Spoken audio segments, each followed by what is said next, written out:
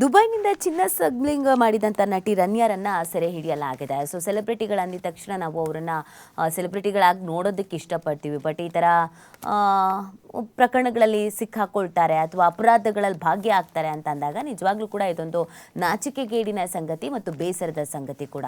So ಏನೇನು ಮಾಡಿದ್ರು ಇವರು ಕನ್ನಡದಲ್ಲೂ ಕೂಡ ಆ್ಯಕ್ಟಿಂಗ್ ಮಾಡಿದರು. ಸೊ ಅದ್ರ ಜೊತೆಗೆ ಏನೇನು ಮಾಡಿದ್ದಾರೆ ಅಂತ ನೋಡೋದಾದರೆ ನೋಡಿ, ಇವರು 12 ಕೋಟಿ ಮೌಲ್ಯದ 15 kg ಚಿನ್ನ ಏನಿತ್ತು ಅದನ್ನು ಸ್ಮಗ್ಲಿಂಗ್ ಮಾಡೋದಕ್ಕೆ ಮುಂದಾಗಿದ್ದು, ವಿದೇಶದಿಂದ ಅಕ್ರಮವಾಗಿ ಕೋಟ್ಯಾಂತರ ಮೌಲ್ಯದ ಚಿನ್ನ ಸಾಗಾಣಿಕೆ ಮಾಡುವಾಗ ಕೆಂಪೇಗೌಡ ಅಂತಾರಾಷ್ಟ್ರೀಯ ವಿಮಾನ ನಿಲ್ದಾಣದಲ್ಲಿ ರಾಜ್ಯ ಪೊಲೀಸ್ ಗೃಹ ಮಂಡಳಿಯ ವ್ಯವಸ್ಥಾಪಕ ನಿರ್ದೇಶಕ ಹಾಗೂ ಡಿಜಿಪಿ ರಾಮಚಂದ್ರ ರಾವ್ ಅವರ ಮಗಳು ಇವರು ಮತ್ತು ಚಲನಚಿತ್ರ ನಟಿ ರನ್ಯಾ ರಾವ್ ಅವರನ್ನ directorate of revenue intelligence DRE ಅಧಿಕಾರಿಗಳು ಬಂಧಿಸಿದ್ದಾರೆ.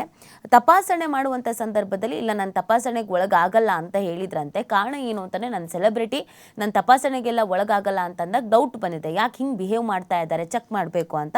ಸೊ ಚೆಕ್ ಮಾಡಿದಾಗ ಅವರ ಜಾಕೆಟ್ನಲ್ಲಿ ಒಂದಷ್ಟು ಅಪಾರ ಪ್ರಮಾಣದ ಚಿನ್ನ ಸಿಕ್ಕಿದೆ ಅನ್ನೋದು ಗೊತ್ತಾಗ್ತಾ ಇದೆ.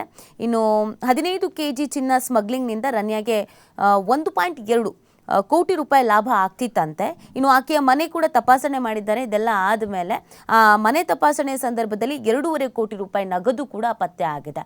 ಸೊ ಇದು ಸಾಕಷ್ಟು ಅನುಮಾನವನ್ನು ಹುಟ್ಟಾಕುವಂತೆ ಮಾಡಿದೆ. ಮನೆಯಲ್ಲಿ 2.5 ಕೋಟಿ ಸಿಕ್ತು ಅಂತಂದರೆ ಹೆಂಗೆ ಸಿಕ್ತು, ಅದ್ರದ್ದು ಮೂಲ ಬೇಕಲ್ಲ. ಅದಕ್ಕೇನಾದರೂ ಡಾಕ್ಯುಮೆಂಟ್ ಇತ್ತು ಅಂತ ಅಂದರೆ, ಇಲ್ಲ ಯಾವುದೋ ಮೂವಿಗೆ ನಾನು ಸೈನ್ ಹಾಕಿದ್ದೆ, ನಾನು ಪ್ರಾಜೆಕ್ಟ್ ಮಾಡ್ತಾ ಇದ್ದೆ ಅಥವಾ ನಾನು ಬಿಸ್ನೆಸ್ ಮಾಡ್ತಾ ಇದ್ದೆ ಅದರಿಂದ ಲಾಭ ಅಂತ ಅಂದರೆ ಅಫ್ಕೋರ್ಸ್ ಅದಕ್ಕೆ ಟ್ಯಾಕ್ಸ್ ಕಟ್ಟಿರೋದಾಗಿರ್ಬೋದು ಅಥವಾ ಅದಕ್ಕೆ ಸಂಬಂಧಪಟ್ಟಂಥ ಡಾಕ್ಯುಮೆಂಟ್ಸ್ಗಳು ಇರುತ್ತೆ.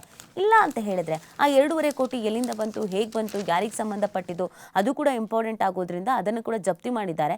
ಅದಕ್ಕೆ ಅಂತ ಈಗ ತನಿಖೆಯನ್ನು ಮಾಡ್ತಾ ಇದ್ದಾರೆ. ಇನ್ನು ಆಕೆಯ ವಿಚಾರಣೆಯಿಂದ ಮತ್ತಷ್ಟು ಗಣ್ಯರು ವಂಚನೆ ಮಾಡಿದ್ದಾರೆ ಅನ್ನುವಂಥ ವಿಚಾರ ಬೆಳಕಿಗೆ ಬಂದಿದೆ ಅನ್ನೋದನ್ನು ಕೂಡ ಹೇಳಲಾಗ್ತಾ ಇದೆ. ಕೇವಲ ಈಕೆ ಮಾತ್ರ ಅಲ್ಲ, ಈಕೆ ಥರ ವಿದೇಶಕ್ಕೆ ಹೋಗಿ ಬರುವಂಥ ಸೆಲೆಬ್ರಿಟಿಗಳು ಆದಷ್ಟು ಜನ ಇದೇ ಥರದೊಂದಷ್ಟು ಕೆಲಸಗಳಲ್ಲಿ ಭಾಗಿಯಾಗಿದ್ದಾರೆ ಅನ್ನೋದು ಗೊತ್ತಾಗ್ತಾ ಇದೆ. ಸೊ ಅವರೆಲ್ಲ ಯಾರು, ಏನು, ಎತ್ತ ಅನ್ನೋದ್ರ ಬಗ್ಗೆಯೂ ಕೂಡ ಇದೀಗ ತನಿಖೆಯನ್ನು ನಡೆಸಲಾಗ್ತಾ ಇದೆ. ದುಬೈನಿಂದ ಇವರು ಚಿನ್ನ ಸ್ಮಗ್ಲಿಂಗ್ ಮಾಡ್ತಾ ಇದ್ರು ಅನ್ನೋದು ಗೊತ್ತಾಗ್ತಾ ಇದೆ. ಬಟ್ ಅದೇ ಇಷ್ಟೆಲ್ಲ ದೊಡ್ಡ ಹೆಸರು ಮಾಡಿದ್ರು.